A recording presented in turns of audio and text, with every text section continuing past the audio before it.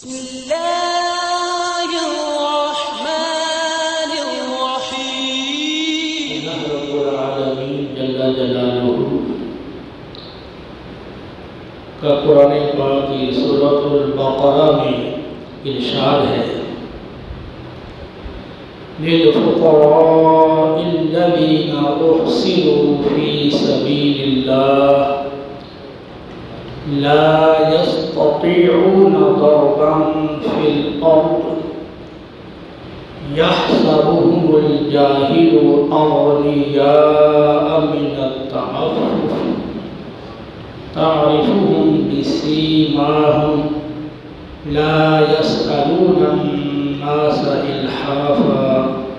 وما تنفقوا من خير فإن الله به عليم۔ صدقات و خیرات کے زیادہ حقدار وہ فقراء ہیں جو اللہ کی راہ میں کسب معاش سے روک دیے گئے ہیں اور وہ دینی مصروفیت کی وجہ سے زمین میں چلنے پھرنے کی طاقت نہیں رکھتے۔ انجان اور ناواقف لوگ انہیں زہد کی بنا پر لالچ اور حرص سے بچنے کے سبب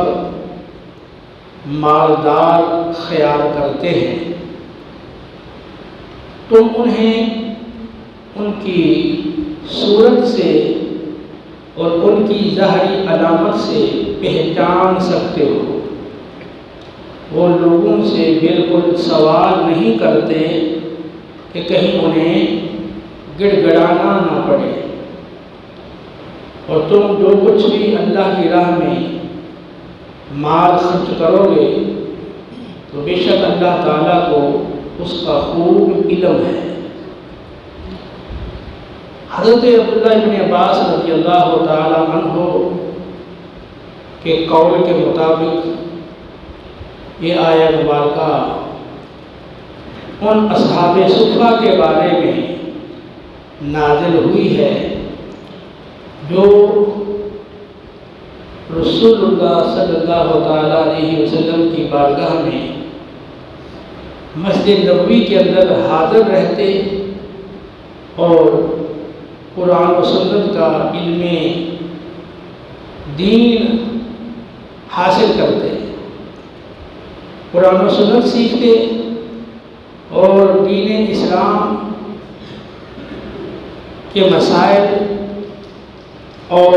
احکام سیکھتے۔ ان کا اپنا کوئی ذاتی گھر نہیں تھا، نہ ہی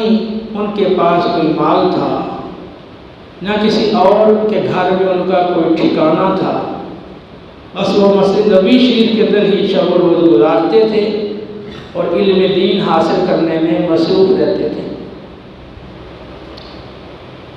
ان کے لباس کی، ان کے کھانے کی، ان کی دیگر ضروریات کی کیا کیفیت تھی، کیا صورتحال تھی، اس حوالہ سے کافی کچھ احادیث مبارکہ میں اور روایات میں موجود ہے، مذکور ہے۔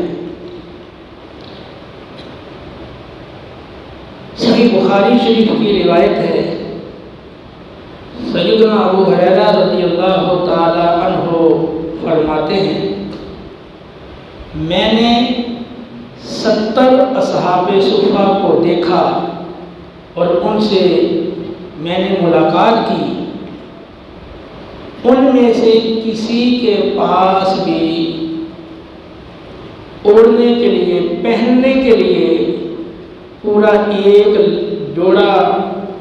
نہیں تھا۔ ہر ایک کے پاس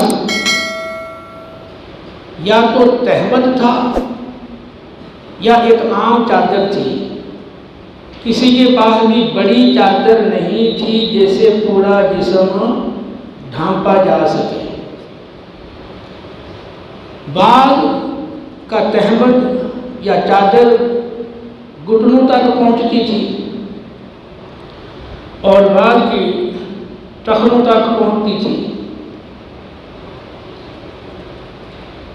یہ صحیح بخاری کی روایت ہے جس کی روشنی میں